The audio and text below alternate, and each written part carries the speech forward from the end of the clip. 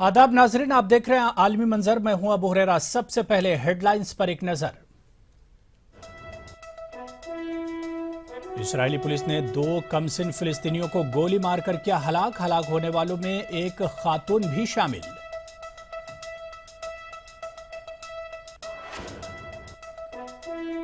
Papua New Guinea में गैर कानूनी तौर पर चलाए जा रहे ऑस्ट्रेलिया इमिग्रेशन हिरासती मरकज को बंद करने का हुक्म। सुप्रीम कोर्ट की हिदायत के बाद वजीर आजम ने किया ऐलान।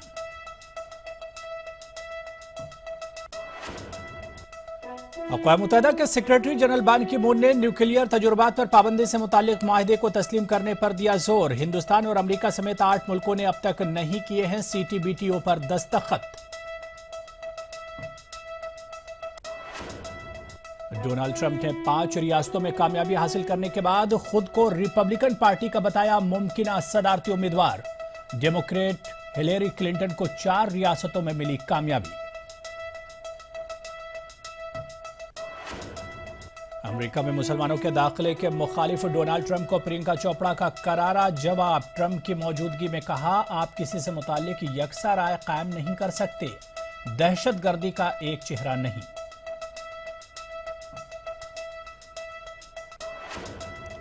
एबटाबाद में ओसामा बिन लादेन के खिलाफ अमेरिकी ऑपरेशन की जानकारी थी पाकिस्तान को। अमेरिकी सहाफी ने एक पाकिस्तानी अखबार के साथ इंटरव्यू के दौरान किया दावा।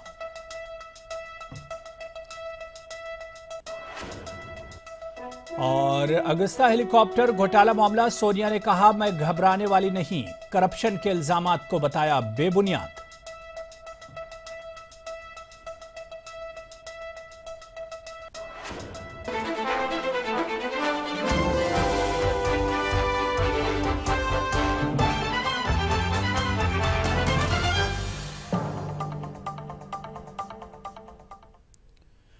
तो चलिए आलमी मंजर की शुरुआत फिलिस्तीन से करेंगे। हम आपको बता दें कि इस्राएली पुलिस ने 2 कमसिन फिलिस्तीनियों को गोली मारकर हलाक कर दिया है।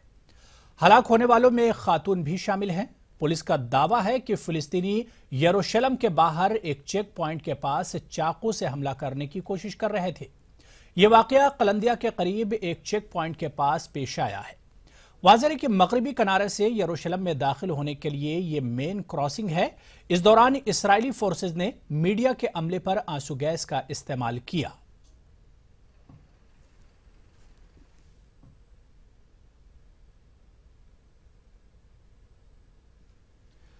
पेरिस हमले का मुश्तबा दहशतगर्द सालेह अब्दुस्सलाम को बेल्जियम ने फ्रांस के हवाले कर दिया है। पेरिस में 13 नवंबर 2015 को एक कंसर्ट हॉल, एक स्टेडियम, रेस्तोरां और बार पर होने वाले हमलों में 130 अफराद हलाक हो गए थे।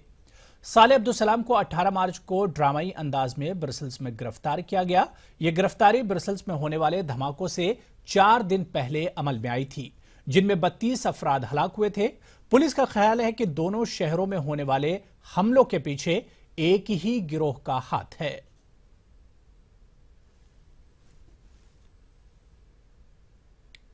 बात अमरीकी सदारती इंतखाबात की करेंगे। डोनाल्ड ट्रंप ने 5 रियासतों में कामयाबी हासिल करने के बाद खुद को रिपब्लिकन पार्टी का मुमकिन सदारती उम्मीदवार बताया है।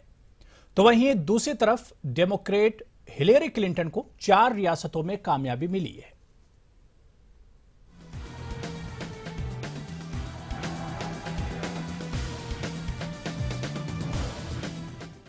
अमेरिका में रिपब्लिकन पार्टी के सदारती उम्मीदवार बनने के ख्वाहिशमंद डोनाल्ड ट्रंप ने 5 शुमाली मशरकी रियासतों में कामयाबी के बाद खुद को अपनी जमात का मुमकिन सदारती उम्मीदवार करार दिया है। उधर डेमोक्रेटिक पार्टी के टिकट की उम्मीदवार हिलेरी क्लिंटन को 5 में से 4 रियासतों में कामयाबी मिली है।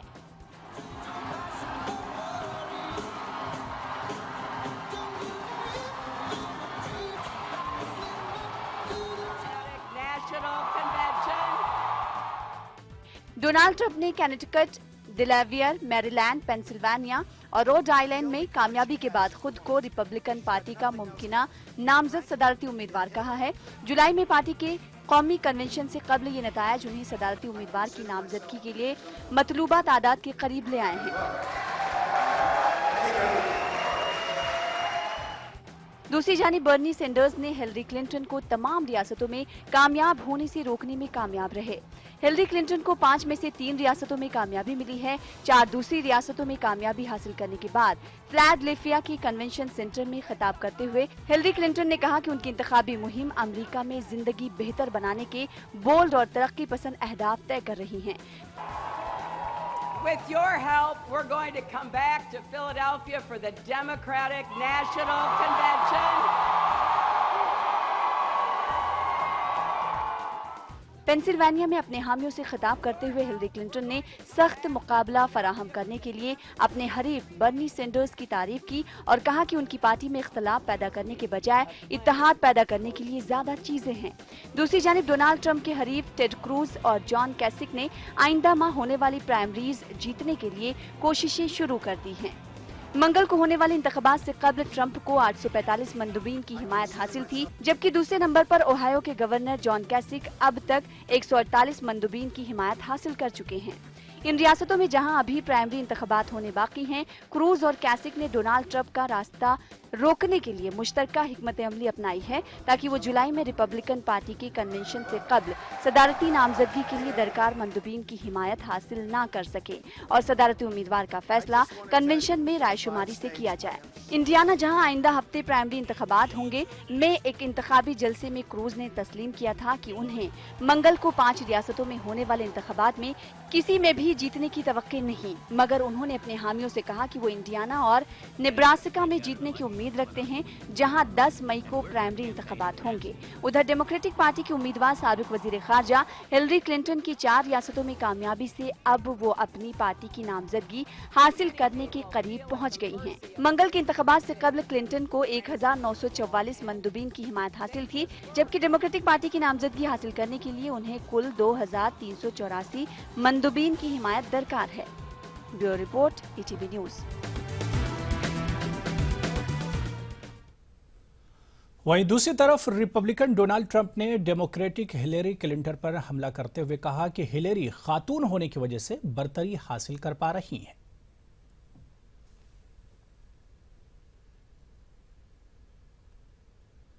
उधर बॉलीवुड अदाकारा प्रियंका चोपड़ा ने कहा कि वह अमेरिका में मुस्लिम माइग्रेंटों के दाखिले पर पाबंदी लगाने के डोनाल्ड ट्रंप के मुतनाज़ा बयान से इत्तेफाक नहीं रखती हैं।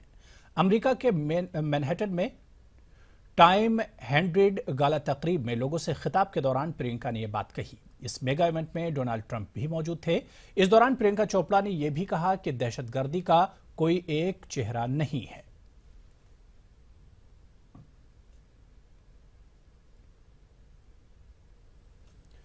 तो चलिए यहां पर छोटा सा ब्रेक लेंगे। आलमी मंजर से जुड़ी हुई बड़ी खबरों के साथ हाजिर हैं।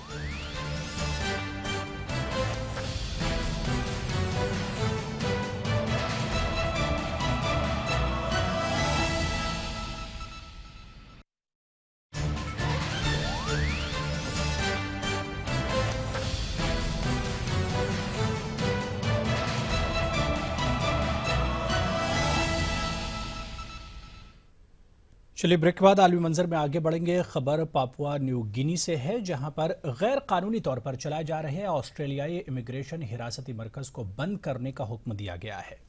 वाज़ेह है कि पापुआ न्यू गिनी के वज़ीर आज़म ने सुप्रीम कोर्ट के हुक्म के बाद यह फैसला लिया है। सुप्रीम कोर्ट का कहना है कि यहां पर कैद 850 लोगों के आईनी हुकूक की खिलाफ वर्जी हो रही है।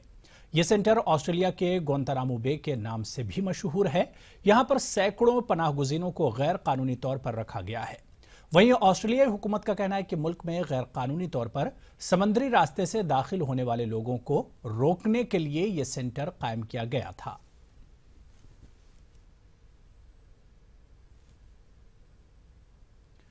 न्यूक्लियर तजुर्बात पर पाबंदी से मुतालिक मुआहदे को तस्लीम नहीं करने वाले 8 ममालिक पर फिर एक बार दबाव डाला गया है। अक़वाम मुत्तहिदा के सेक्रेटरी जनरल बान की मून ने इन ममालिक से मामले में पेशरफ्त करने को कहा है।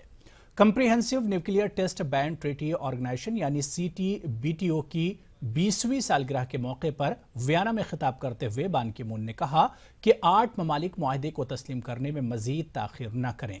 CTBTO में 196 ममालिक शामिल हैं, जिनमें से 183 ने मुआहदे पर दस्तखत किए हैं, लेकिन चीन, मिस्र, शुमाली Korea, Hindustan, Iran, Israel, Pakistan और अमेरिका ने अभी तक मुआहदे को तस्लीम नहीं किया है।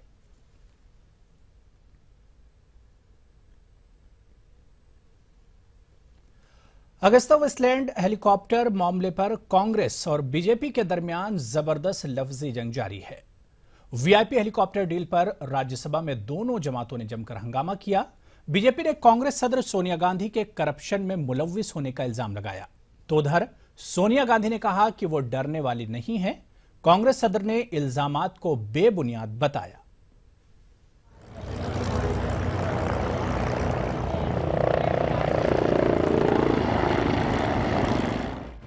राज्यसभा में अगस्ता वेस्टलैंड डील मामले पर जबरदस्त हंगामा हुआ। कांग्रेस ने अगस्ता डील पर बीजेपी से पहले ही राज्यसभा में सवाल उठाए। कांग्रेस के इल्जाम पर मरकजी वजीर अरुण जेटली ने कहा कि इस तरह की कोई डील नहीं हुई थी। उधर बीजेपी लीडर सुब्रमण्यम स्वामी ने अगस्ता वेस्टलैंड डील मामले में कांग्रेस सदर सोनिया गांधी का नाम ले लिया। इसके बाद राज्यसभा में कांग्रेस ने जबरदस्त हंगामा किया। High court of Italy has recorded a letter written by Mr. Michel stating that Ms. Sonia Gandhi is the main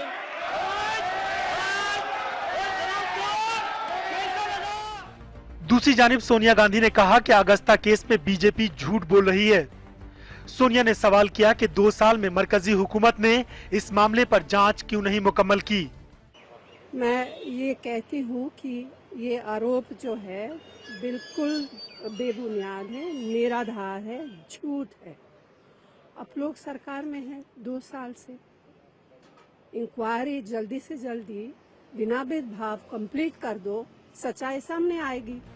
Sonia Gandhi का नाम लेने पर हुए हंगामे के बाद पार्लियामेंट के रिकॉर्ड से सुब्रमण्यम स्वामी का बयान हटा दिया गया, लेकिन स्वामी अपनी बात पर कायम है। मैं कह रहा हूँ ना, वो कह रहे हो, मैं तो सबूत दे रहा हूँ, वो तो सबूत नहीं दे रहे हैं ना। वो तो क्रिश्चियन मिशेल को कोट कर रहे हैं। क्रिश्चियन मिशेल तो इनके खिलाफ बोल रहा है। कांग्रेस लीडर अहमद पटेल का कहना है कि अगर अगस्ता डील की जांच में उन्हें कसूरवार ठहराया जाता है तो उन्हें फांसी दे दी जाए। और जो भी है कम से कम ट्रूथ सामने ले आए ना। But the fact is that the name that Mr. Swami is quoting is that of Have you read this Hindu? Yes, I have. Then and who has assisted interview में? आपको तो मालूम है। So even और उसने क्या कहा है कि both notes and this is whatever handwritten thing, it is all the forged, and he has not written this note. और अगर ऐसी नोट और अगर ऐसी जो है जिसे कहते हैं कि पन्नों पे ये करने लग जाएंगे तो बहुत सारी चीजें बाहर आ जाएगी। किसने क्या लिया है, कहाँ कुछ हुआ था। कांग्रेस और बीजेपी के दरमियान अगस्ता वेस्टलैंड डील पर सियासत गर्मा गई है। इस मामले ने हुक्मरान जमात को कांग्रेस को घेरने का मौका फराहम किया है, जबकि कांग्रेस इस मसले से बाहर निकलने की कोशिश कर रही है। Bureau report, ETV news. खबर यमन से है, जहां हुकूमत के हामी फोर्सेज ने अलकायदा के ठिकानों पर जबरदस्त बमबारी करते हुए दोबारा मोकाला शहर पर कब्जा हासिल कर लिया है। वाज़ेह है कि गुज़िश्ता साल अलकायदा ने यमन में जारी खाना जंगी का फायदा उठाते हुए मोकाला शहर पर कब्जा कर लिया था, लेकिन पीर को मौजूदा हुकूमत की हिमायती फोर्सेज ने अलकायदा के ठिकानों पर बमबारी करना शुरू कर दिया, जबकि मंगल तक पूरे इलाके को अलकायदा के कब्जे से छुड़ाने में कामयाबी मिली है। इस वक्त सऊदी अरब के फौज की जानिब से फजाई हमले किए गए।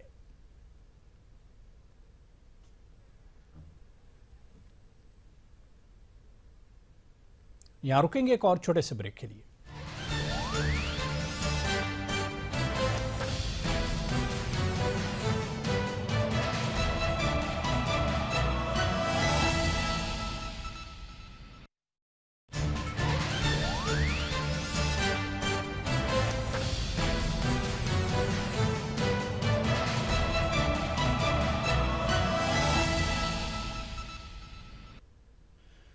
ब्रेक बाद आगे बढ़ेंगे। आलमी मंजर में अब खबर शुमाली कोरिया से है, जहां पर हुक्मरान जमात वर्कर्स पार्टी का इजलास 6 मई को मुनक्किद किया जा रहा है।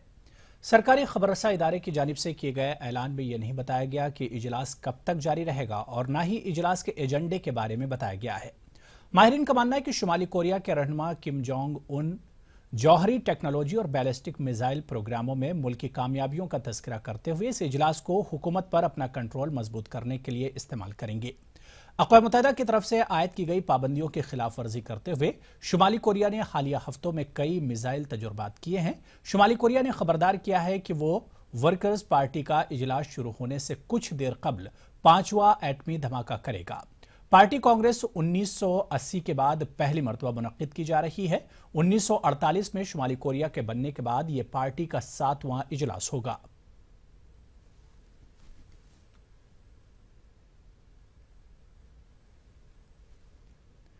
अमेरिका के एक तहकीकी सहाफ़ी ने दावा किया है कि जब उसामा बिन लादेन को हलाक किया गया था उस वक्त वो पाकिस्तान की हिरासत में था। अमेरिकी सहाफ़ी ने यह भी दावा किया है कि पाकिस्तान को अमेरिकी हमले की खबर थी।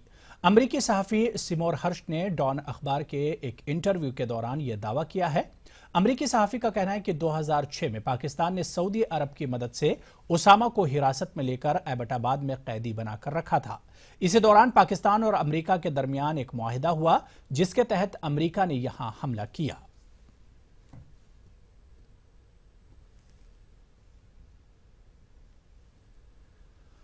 अफगान तालिबान ने आला हुकाम से बातचीत के लिए अपने एक वफ्द को पाकिस्तान रवाना किया है। कतर में वाक़े सियासी दफ्तर से वफ्द को भेजा गया है।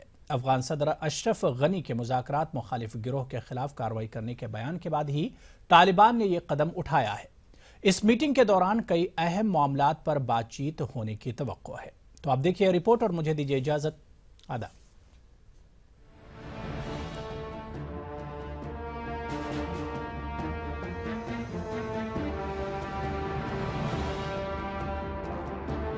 अफगान तालिबान के कतर में सियासी दफ्तर ने तस्दीक की है कि तालिबान का एक आला सतही वफ्द हुकाम से बातचीत के लिए पाकिस्तान भेजा गया है। तालिबान की तरफ से इस तवक्को का इजहार भी किया गया कि इस दौरे के अच्छे नतायज निकलेंगे और ये राब्ता दोनों ममालिक के मफाद में होगा। तालिबान के मुताबिक वफ्द पाकिस्तान में अफगान तालिबान कैदियों, मुहाजिरीन और बाज़ सरहदी मामलात पर बातचीत करेगा। अफगान तालिबान के मुताबिक तालिबान का वफ्द मुल्ला बिरादर की रिहाई के बारे में पाकिस्तानी हुकाम से बातचीत करेगा। अफगान तालिबान के साबिक नायब अमीर मुल्ला बिरादर को 2010 में कराची से गिरफ्तार किया गया था। अफगान मसालिहती अमल में पेशरफ्त के लिए पाकिस्तान ने 2013 में अफगान हुकूमत की दरखास्त पर जिन तालिबान कैदियों को रिहा किया गया उनमें मुल्ला बिरादर भी शामिल हैं। तालिबान का कहना है कि मुल्ला बिरादर पाकिस्तान में हैं और उनकी नक्ल हरकत पर पाबंदी है। हालांकि पाकिस्तान की तरफ से बाज़ाब्ता तौर पर तालिबान वफ्द की यहां आमद या उनसे बातचीत के बारे में कुछ नहीं बताया गया, लेकिन इत्तलात के मुताबिक अफगान तालिबान के वफ्द की पाकिस्तान आमद का मकसद अफगान हुकूमत से मुज़ाकरात के इम्कानात का जायजा लेना है। वाज़ेह है कि पाकिस्तान अफगान मसालिहत अमल में सहूलतकार का किरदार अदा करता रहा है। तालिबान का कतर में सियासी दफ्तर अमन मुज़ाकरात का मिजाज है और इस हवाले से तालिबान के आला सतही वफ्द के इस दौरे को अहम करार दिया जा रहा है। अफगान तालिबान की तरफ से अपना वफ्द पाकिस्तान भेजने की तस्दीक ऐसे वक्त की गई है जब रवा हफ्ते ही अफगानिस्तान के सदर अशरफ गनी ने पार्लिमान की मुश्तरका इजलास से खिताब में कहा था कि पाकिस्तान अपनी सरजमीन पर मौजूद उन तालिबान के खिलाफ कार्रवाई करे जो अमन मुज़ाकरात के खिलाफ हैं। लेकिन पाकिस्तानी वजारत खारजा के तर्जुमान नफीस जकरिया ने मंगल को एक बयान में कहा था कि पाकिस्तान दहशतगर्दों के खिलाफ बिला तफरीक कार्रवाई कर रहा है और पाकिस्तान अफगान मसालिहती अमल के लिए मुखलिसाना कोशिशें कर रहा है। Bureau report, ETV news.